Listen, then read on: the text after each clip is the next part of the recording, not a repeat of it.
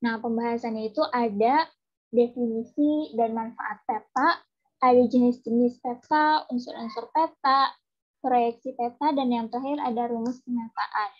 Oke, langsung masuk ke definisi peta. Definisi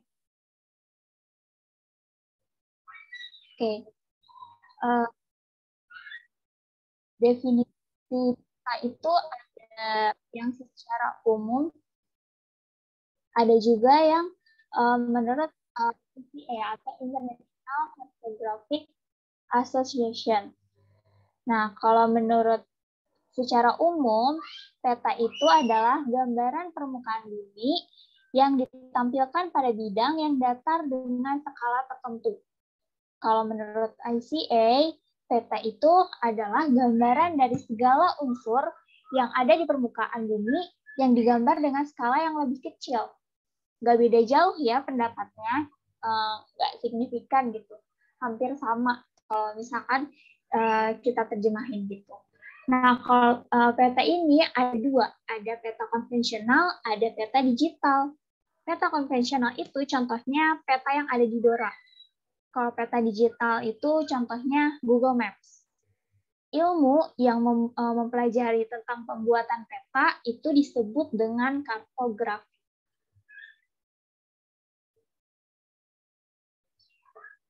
Selanjutnya, manfaat peta. Manfaat peta itu ada banyak. Yang pertama, untuk menunjukkan lokasi permukaan bumi. Jadi, kalau itu kayak misal kalau kalian mau pergi ke kota, terus kalian belum pernah ke sana, kalian bisa lihat kota tersebut itu pakai peta. Kalau seperti itu ada Google Maps. Biasanya kalau misalnya kita mau pergi, kita belum ke sana, kita nge-Google dulu tuh, nge-Google Maps dulu kan. Nah, yang kedua itu untuk memungkinkan pengambilan kesimpulan dari data yang tersaji. Nah, di peta itu kan ada data tuh. Nah, manfaat peta itu untuk mengambil kesimpulan dari data yang ada di peta itu. Tuh. Yang ketiga, untuk menentukan arah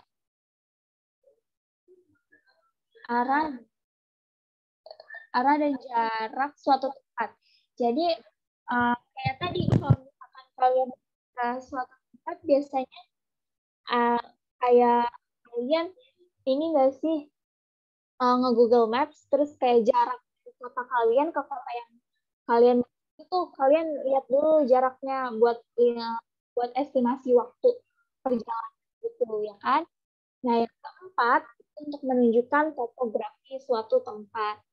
Yang kelima untuk perencanaan pembangunan. Jadi ada peta yang khusus untuk merencanakan pembangunan. Itu yang keenam untuk menyampaikan berbagai informasi penting dari suatu wilayah. Yang ketujuh, untuk analisis data spasial berdasarkan persebaran alam. Dan yang terakhir, untuk menggambarkan kenampakan suatu wilayah. Sampai sini ada yang mau ditanya dulu nggak?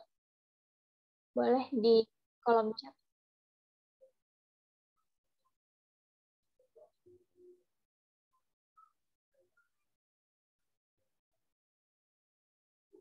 Oke, kalau nggak ada yang mau nanya, lanjut.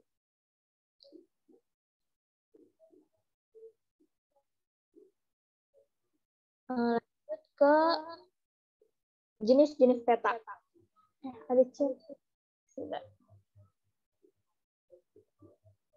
Suaranya rada-rada putus ya? Masih putus-putus nggak? Jelas, Kak. Oke, thank you. Udah, Kak. Oke. Itu ada jenis peta. Peta itu dibagi menjadi 5 jenis. Yang pertama itu ada jenis peta berdasarkan sumber datanya. Kalau menurut berdasarkan sumber datanya, itu ada 2. Ada peta induk dan peta. Nah, kalau peta induk ini adalah peta yang didasarkan pada suatu di lapangan. Nah, jadi kalau misalkan kalian menggunakan peta induk, kalian sampai ke lapangan dan peta yang kalian gambar itu menurut hasil pengamatan kalian di lapangan itu.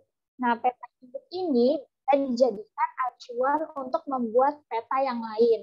Peta yang lain ini adalah peta turunan.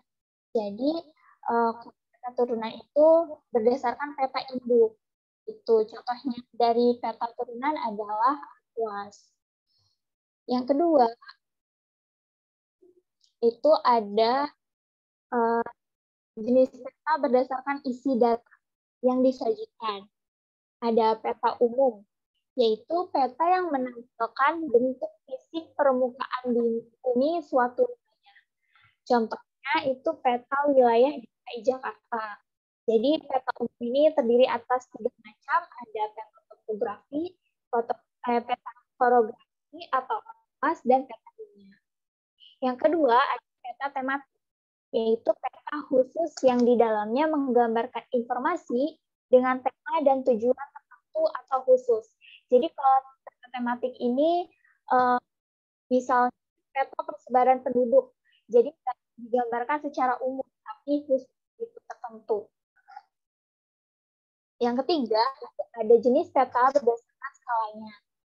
Yang pertama itu ada peta kadastr, yaitu jenis peta yang memiliki skala antara 1:100 hingga 1:1000. Yang kedua, ada peta skala besar. Peta skala besar ini memiliki skala antara 1:5000 hingga 1:250.000. Yang ketiga,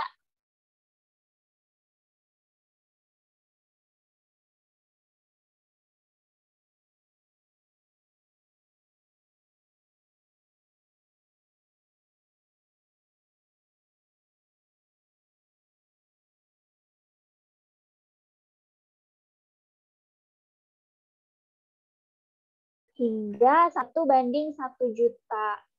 Nah, kalau peta skala geografis itu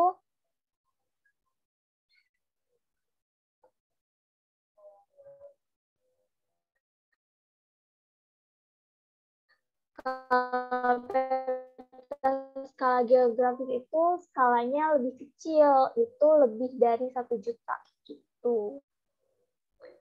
Yang keempat ada peta berdasarkan keadaan objek. Itu ada peta dinamik yang menggambarkan keadaan yang selalu berubah-ubah. Contoh dari peta dinamik itu ada peta transmigrasi, peta aliran sungai. Kedua ada peta stasioner, yaitu peta yang menggambarkan keadaan wilayah yang stabil. Contohnya peta wilayah, peta tanah, peta geologi. Bedanya dinamik dan stasioner itu kalau dinamik menggambarkan peta dengan keadaan wilayahnya stabil. Yang terakhir itu ada jenis peta berdasarkan bentuknya. Ada peta datar, peta timbul, dan peta digital. Kalau peta datar itu peta yang dibuat pada bidang datar, misalnya kertas, kain, atau kanvas. Kalau relief itu menggambarkan objek, seperti keadaan yang sebenarnya. Contohnya peta relief. Ya? PowerPoint ini aku masih di... Oh, udah ganti, Kak. Barusan aja. Oke.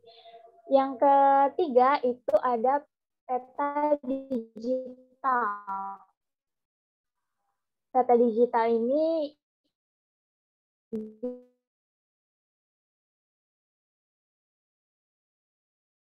dibuatnya menggunakan teknologi komputer. Itu. Nah, ini contoh peta. Ada skalanya juga, ini ada inset, terus di sini ada sumber dan tahun pembuatan, ada garis tepi. Oke. Suaranya jelas nggak? Atau putus-putus?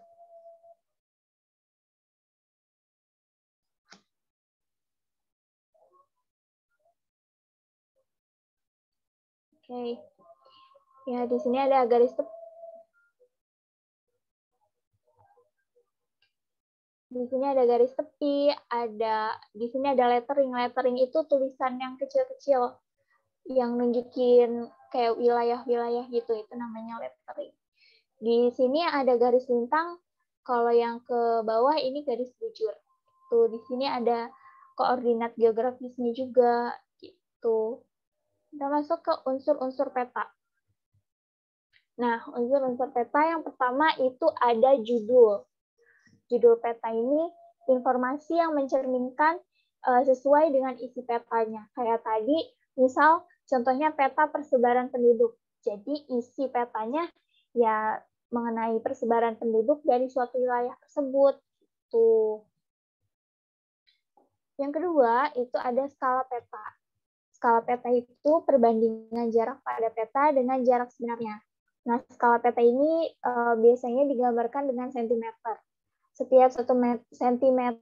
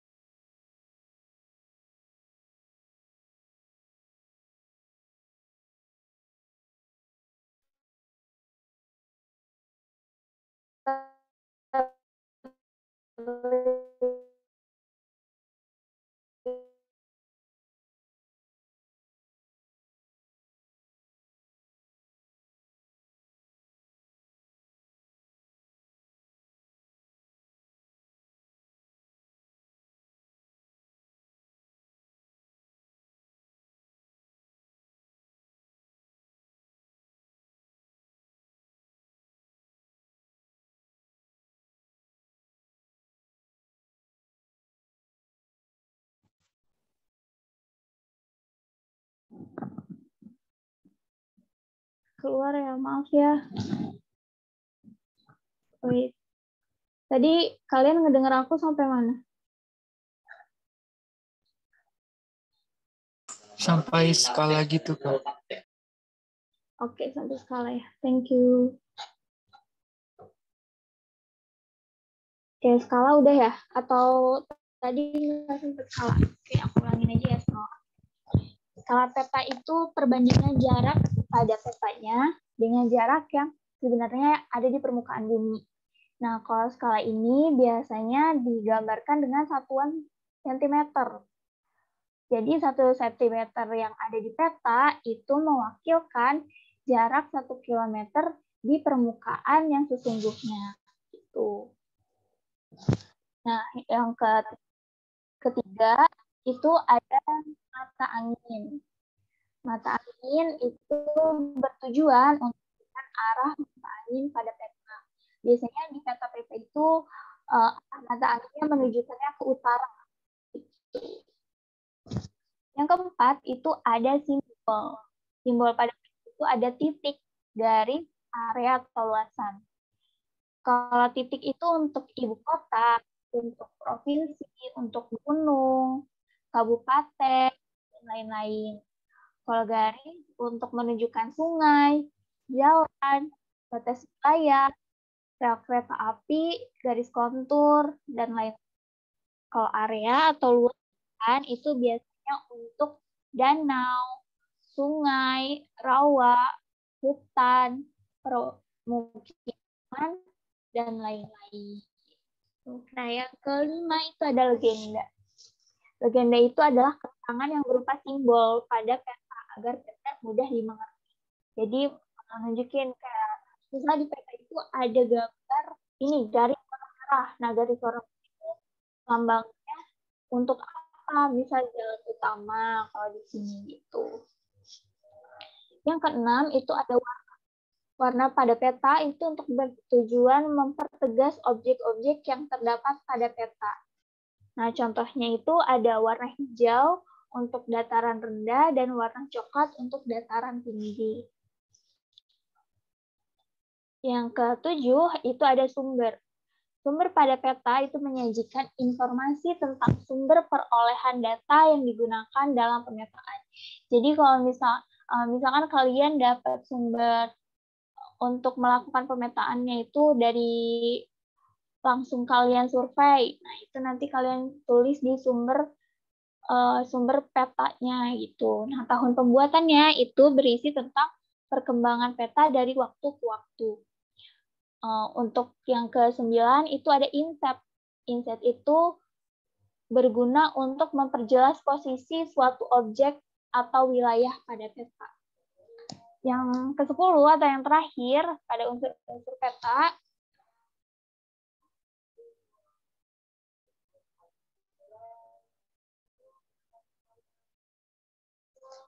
Oke, yang 10 itu ada garis astronomi. Garis astronomi itu ada 2 macam garis. Ada garis bujur dan garis lintang. Gitu.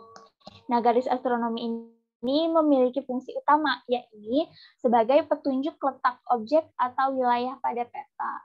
Dengan menggunakan kedua garis tersebut, koordinat letak suatu objek atau wilayah dapat diketahui dengan mudah. Itu. Oke. Ada yang mau ditanyain dulu nggak sampai sini?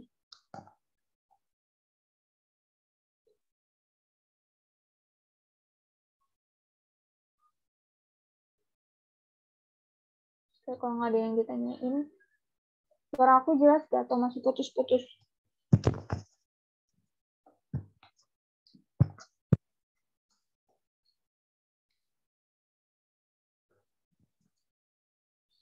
Oke, lanjut ya ke proyeksi.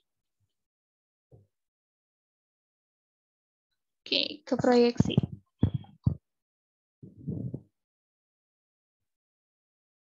Proyeksi itu disebut sebagai pemindahan dari bidang lengkung ke bidang datar.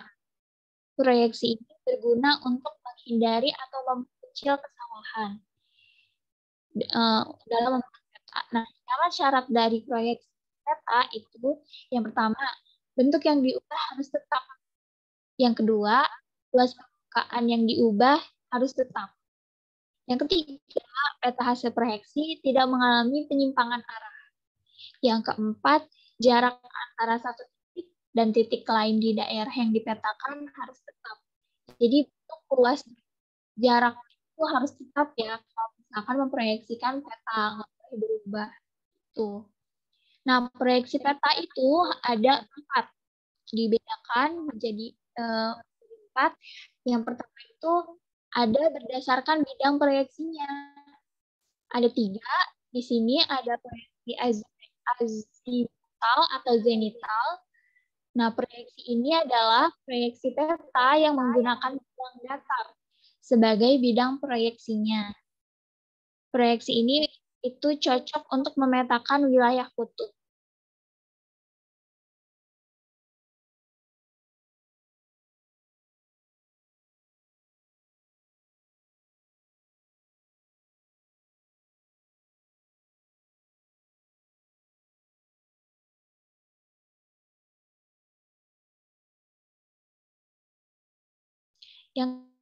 Nah, area lintang ini nih meliputi zona iklim subtropis dan iklim sedang.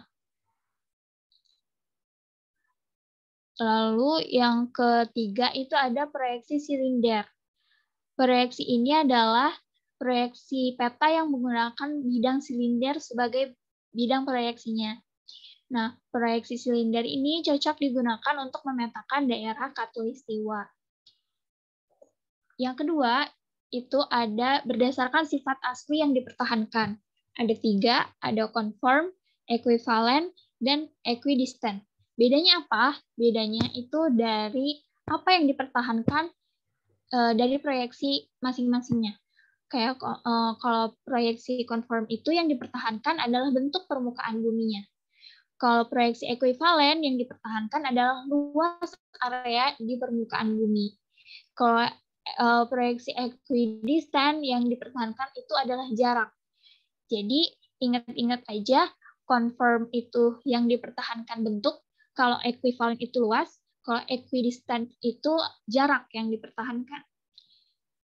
Nah, yang ketiga itu ada proyeksi peta berdasarkan kedudukan sumbu simetris. Ada 3 juga, ada proyeksi normal, miring, sama transversal. Nah, kalau proyeksi normal ini adalah proyeksi peta yang berhimpitan dengan sumbu bumi. Kalau proyeksi miring, itu sumbunya miring. Kalau proyeksi transversal, itu tegak atau lurus. Jangan kebalik ya, proyeksi normal sama proyeksi transversal. Gitu. Takutnya kalian ingatnya karena proyeksi normal, jadinya sumbu simetrisnya yang tegak, gitu yang kalian ingat. Jadi, kalian ingatnya proyeksi normal itu berhimpitan. Oke. Yang terakhir itu ada proyeksi peta berdasarkan modifikasinya. ada 5 macam, ada Mercator, Bone, Molwide, sama homolografik. Nah, kalau Mercator itu proyeksi yang bidangnya itu bidang proyeksinya itu silinder dengan sumbu yang berhimpit. Ya, kalau Mercator itu bidang proyeksinya silinder dengan sumbu yang berhimpit. Nah, biasanya proyeksi ini menggambarkan seluruh wilayah permukaan bumi secara datar.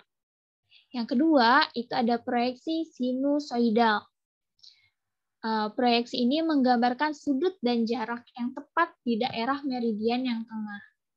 Yang ketiga, itu proyeksi Bone, yaitu proyeksi yang menggambarkan sudut dan jarak yang benar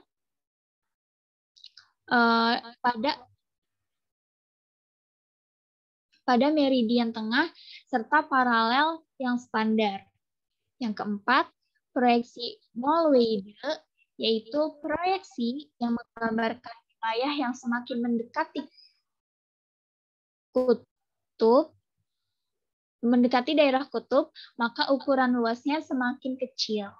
Yang terakhir itu proyeksi homolografik, proyeksi perbaikan kesalahan pada proyeksi ini Molwide.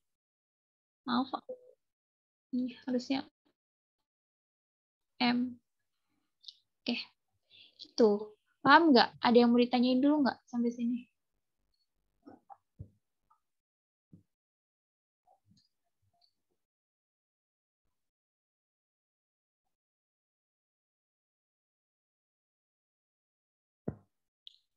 Nggak ada yang mau ditanyain?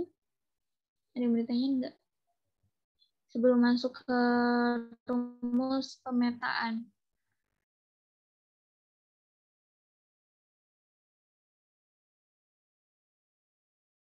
Oke, kalau nggak ada, kita masuk ke rumus pemetaan.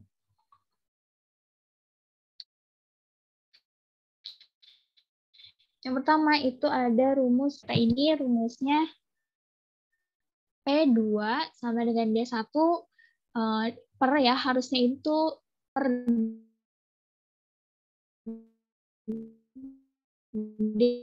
D2. Jadi P2 sama dengan D1 per D2. Oke, jadi D1 per D2 dikali P1.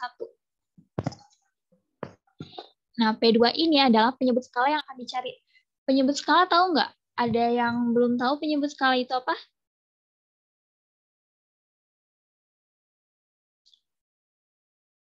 Lupa, Kak. Kenapa? Lupa. Iya. Iya. Jadi penyebut skala itu kalau misal skalanya 1 per 500.000. Nah, penyebut skalanya itu yang 500.000-nya itu. Nah, aku ambil contoh ya. Kalian pegang pulpen gitu nggak? Coba kalian catat. Gini. Aku kasih contohnya. P1-nya. P1 itu kan penyebut skala yang diketahui. Misal di situ aku ambil skalanya 1 banding 500.000. Jadi P1-nya itu 500.000. P2 itu penyebut skala yang akan dicari. Jadi kita anggap aja X. Nah, D1 itu jarak pada peta yang P1. Jadi P1 sama P1 sama D1 itu satu peta anggapannya. Gitu. Jadi D1 itu jaraknya misal 50, D2-nya jaraknya itu 100. Jadi P2 sama dengan D1 dibagi per D2 dikali P1. Berarti X sama dengan 50 per 100 dikali 500.000. Nah, 0,3 belakang dicoret, 0,2 belakang dicoret, jadi tinggal 5.000 dikali 50. Jawabannya 250.000 gitu. Paham nggak? Jadi P2-nya itu 250.000. Paham nggak? Atau bingung?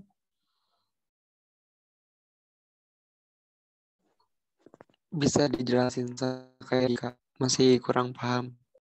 Oke, boleh. Jadi gini, di sini kan, sebentar.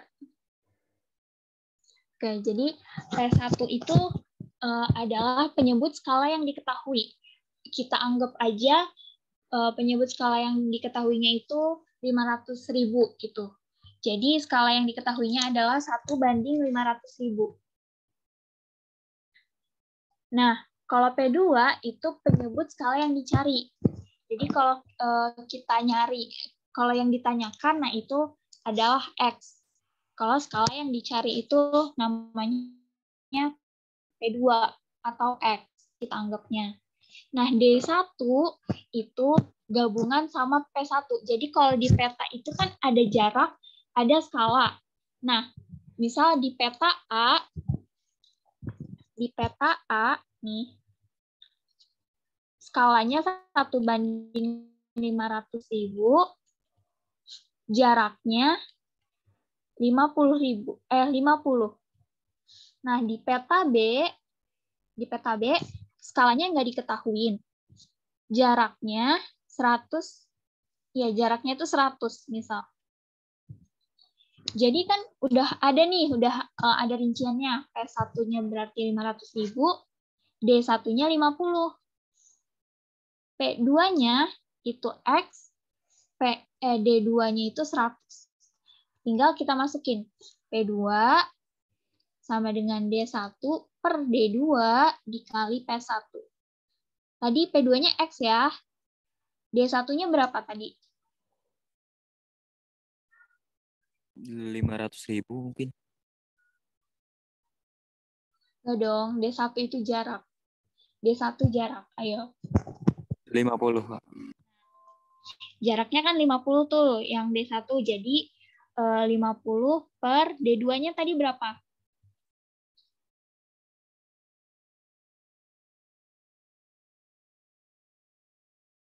Oke, D2-nya itu 100. Dikali skala yang diketahui. Yang diketahui skalanya tadi 500.000. Tuh. Nah, tinggal kita coret.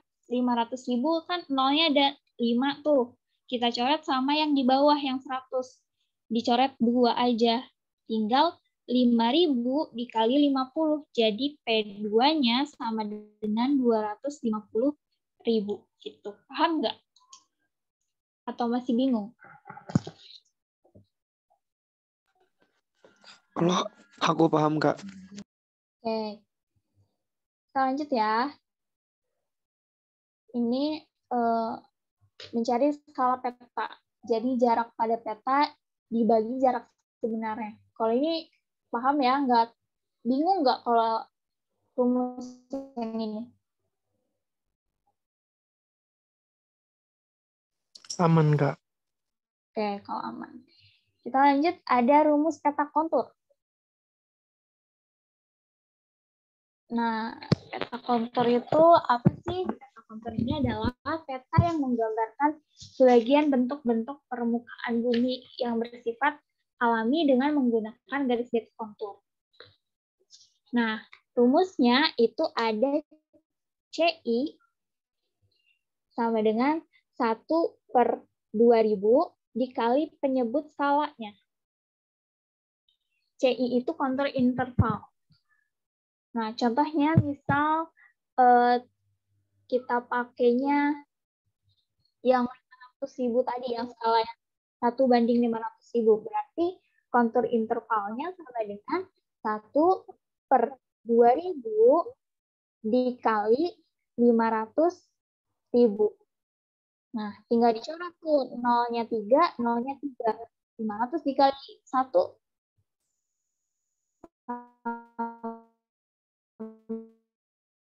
Sama dengan 500. Jadi kontur interval atau bingung?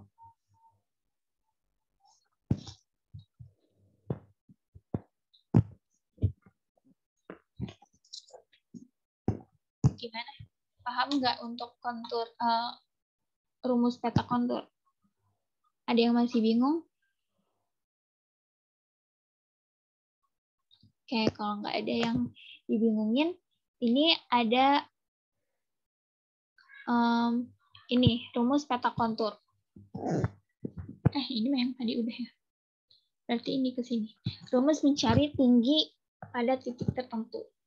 Itu rumusnya itu kan AB per AC dikali CI dikali H.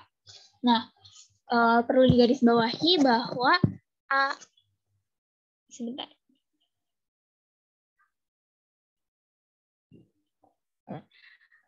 Oke, jadi perlu digarisbawahinya bahwa ABC itu nggak selamanya tetap ABC. Bisa aja kalau misalkan penulis soalnya itu pakai hurufnya DEF. Atau bisa aja penulis soalnya pakainya huruf MNO atau huruf-huruf yang lain. Itu bisa aja. Jadi ABC ini cuma gambaran aja gitu. Bukan rumus tetapnya pakai ABC. Paham ya? Nah, ini aku ada contoh soal. Nah, gini. Nih, jadi kontur interval itu jarak dari sini nih. Jarak dari sini ke sini itu namanya kontur interval. Itu. Nah, misal ya, ini kan nih yang C 100 meter ya, 100 meter. Nah, berarti ini nih, satu lingkaran ini itu 100 meter.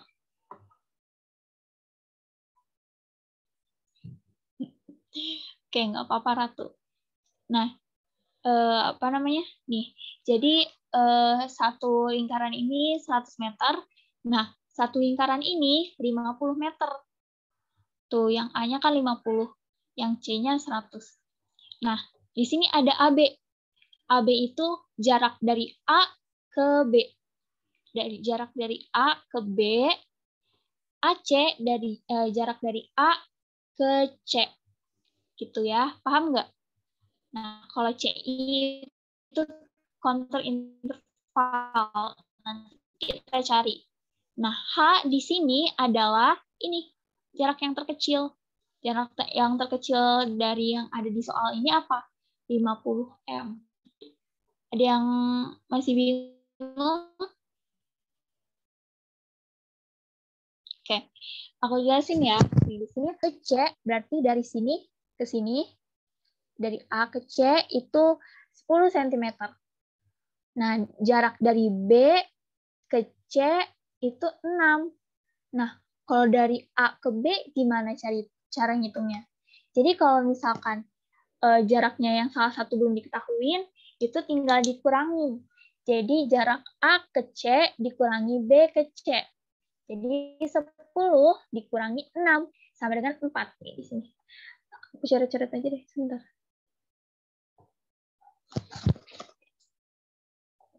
Jadi ini 10 dikurangi 6. Jadi di sini aku tulisnya 4 gitu. Nah, AC-nya kan 10 tuh. Ya kan? Di sini 10. Nah, CI-nya, kontur intervalnya, nih di sini kan udah diketahui nih skalanya. 100.000. Berarti tadi rumus kontur interval gimana? CI, jelek banget. Maaf ya. Sama dengan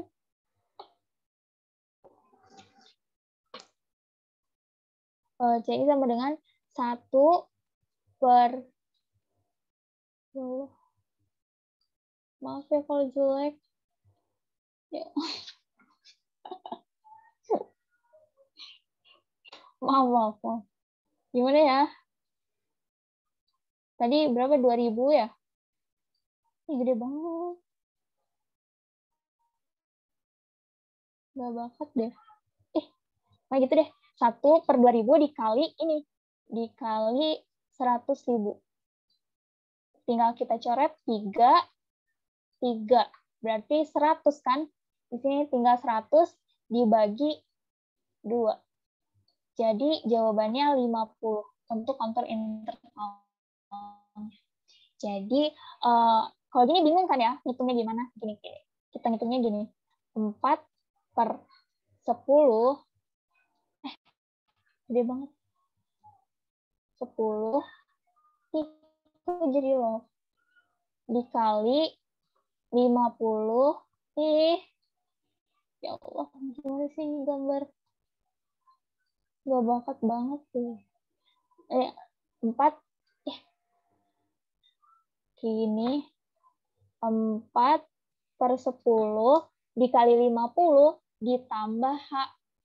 H itu kan ini nih, jarak yang paling kecil. Gitu, yang paling pendek. Nah, di sini ditulis lagi nih 50. Udah kayak gini, tinggal diapain? Ini dicoret. 50 dibagi 10, tinggal 5. Ya, tinggal 5. 5 dikali 4, 20 ditambah 5 sama dengan 70 gitu. Paham nggak? Atau bingung? Yang mau ditanyain?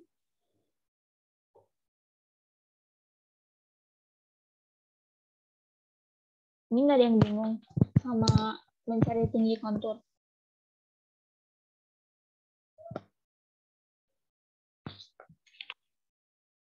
Kalau nggak ada yang bingung, mau lanjut ke latihan soal atau gimana?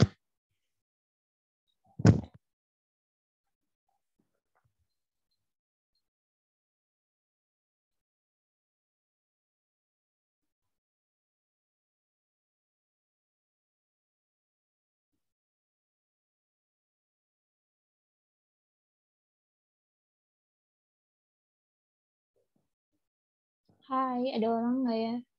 Oke, Tegar ikut yang lain. Oke, aman. Berarti udah paham ya? Ini kayaknya geografi tahun kemarin nggak ada ngitung-ngitung tinggi kontur deh.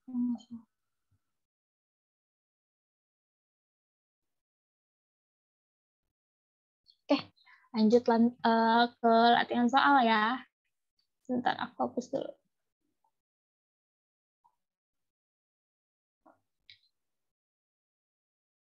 Kalian bisa jawab lewat chat atau mau on mic, terserah. Pertama, itu ada ini. Terdapat 3 arah utara yang lazim digunakan sebagai orientasi peta. Apa aja tuh?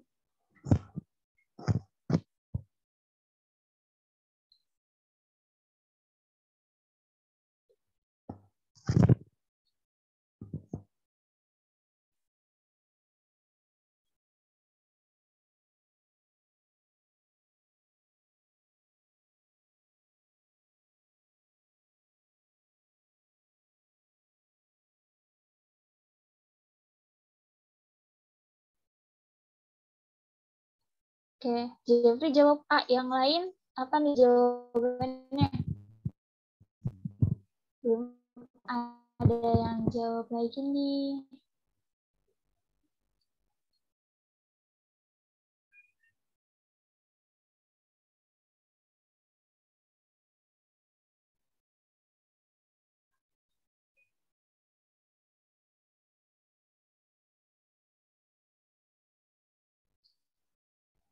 Oke, Heavy Ratu Fadilah. Jawabnya A. Oke, beda lagi nih.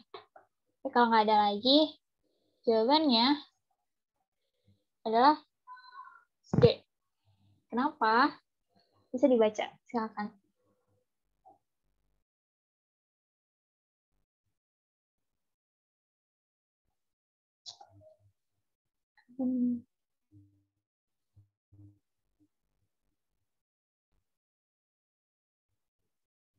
Iya, Karirin nggak apa-apa. Oke, lanjut ya ke yang kedua. Silakan dijawab.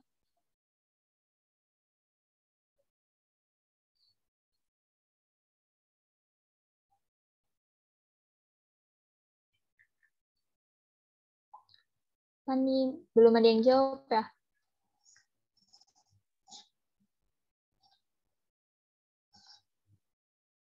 Oke, Fadilah jawab E.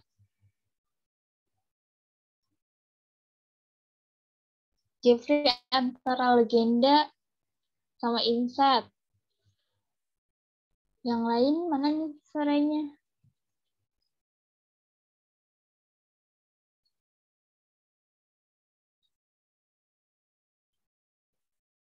Heavy, legenda. Oke. Jawabannya adalah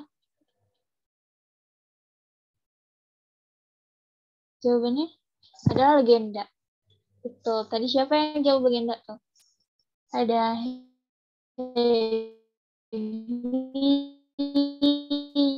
Jeffrey, atau semuanya benar? Legenda. Oke. Yang ketiga akan dijawab.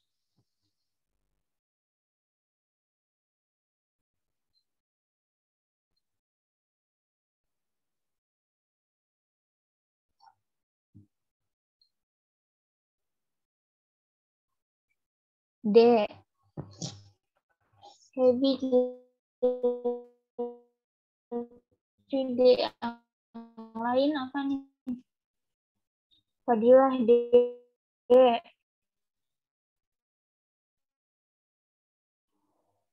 Oke, peta topografi. Oke, udah soalnya. Oke, tuh deh. Karena kemarin aku tinggalin gak pada ngisi kuis dan evaluasi. Oh iya, sebelumnya aku menanya dulu, kalian aku udahin, kalian bingung sama penjelasan tadi aku. Jadi silakan ditanyain dulu kalau misalkan masih ada yang bingung atau masih ada yang kurang paham.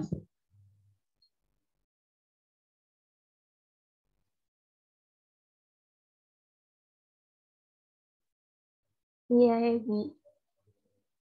Kemarin kuis banyak banget salah di nomor 3. Kenapa tuh nomor 3? Udah lupa ya? Aku juga lupa soalnya. Sebentar. Kuis dulu ya? Oh, ini kuis. Oh iya, kemarin di evaluasi itu ada yang bilang katanya soalnya kurang banyak. Jadi untuk hari ini aku kasih 20 atau 15 ya, aku lupa. Karena dia yang bilang katanya kurang banyak. Ya kalian ngerasa kurang. Aku pusing bikin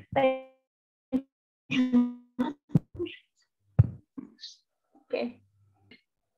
Kuisnya sekalian aku absen. Ini beneran gak ada yang ditanyain tentang peta. Kalian paham?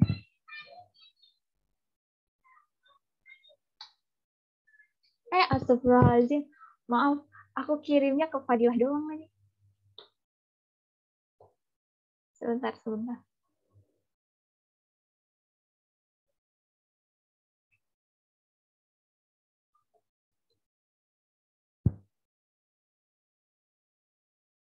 Ini ada 14 ya yang join. Berarti yang isi eval sama kuis harus 14 juga nih.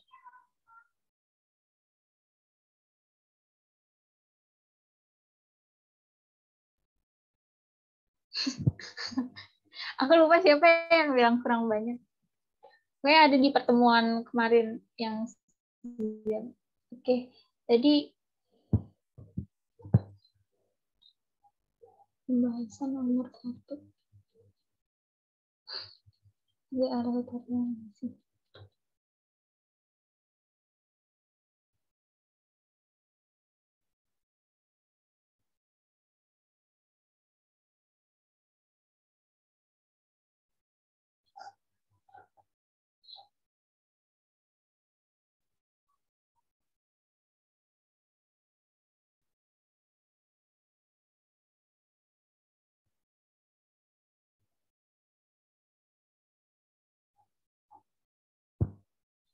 Ya, pembahasan nomor 1 itu kan utaranya ada 3. Mungkin kita asing ya. Kenapa sih utaranya ada 3 perasaan kalau di kompas ya? Ya itu kompas. Ya pokoknya di arah mata angin itu biasanya utara ya cuma 1 gitu. Jadi kalau utara sebenarnya itu ya kutub utara yang ada di bumi gitu yang biasanya itu. Nah kalau misalkan utara magnet itu ditunjukkan oleh kompas. Ini tuh kalau utara magnet di sini terletak tepatnya di Jazirah Bosia sebelah utara Kanada. Nah, kalau utara grid atau peta itu adalah arah utara yang ditunjukkan oleh garis-garis tegak lurus atau vertikal dari grid suatu peta. Bentar ya, sebentar.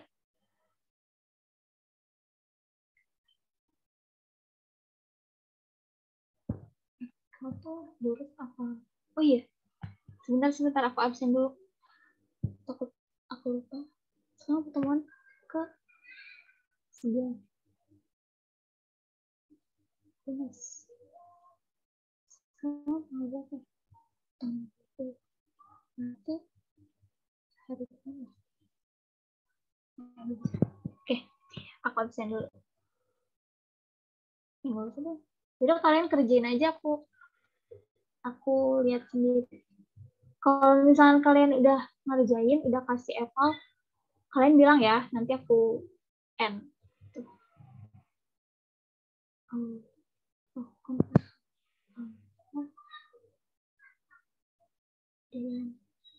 Ini